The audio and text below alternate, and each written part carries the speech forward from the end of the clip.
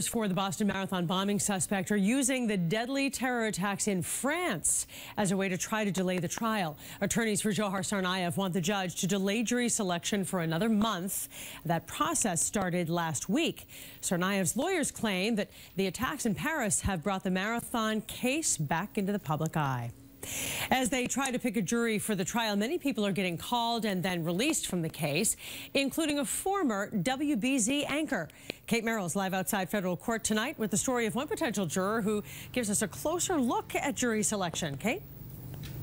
Paula, Ted Wayman was a WBZ anchor for many years. In fact, he anchored the news on TV 38 at 10 o'clock as well. Well, tonight he's off the hook after being called for jury duty here at the Tsarnaev trial. Tonight, he's giving us a closer look at the whole process. It is a typical Tuesday night for former WBZ anchor Ted Wayman. Work, then a Bruins game. But last week was a first for the seasoned newsman. I don't think I'd ever seen a bigger media circus out in front of federal court, and I'd covered a lot of them. Wayman was one of hundreds who got the call, come to federal court for jury duty. No other information until he saw Juror Tsarnaev. All of a sudden, they bring the defendant in. All 200 sets of eyeballs are on the defendant, staring at him. All of a sudden, we realize this is the case. Wayman, who has covered everything from the O.J. Simpson trial to 9/11, was staring at one of the most notorious defendants in U.S. history. He was quite indifferent.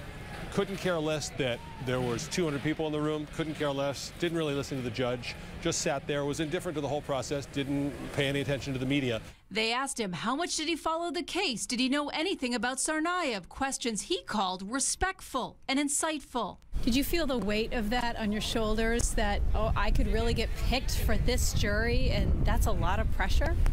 It did. I think a lot of people were sitting around looking at each other. This is a big case. This is a historic case. A historic case that feels very personal, leaving many to wonder how a local feels about staying impartial. Could you actually sit on that jury and do that? Had I been picked, I would have tried my best. Ted said the whole process here was fascinating. He says he could have done it, but he's glad he wasn't picked. The time commitment, 4 months, is a lot to take. Jury selection continues here on Thursday. Live at the federal courthouse in South Boston tonight, Kate Merrill, WBZ News.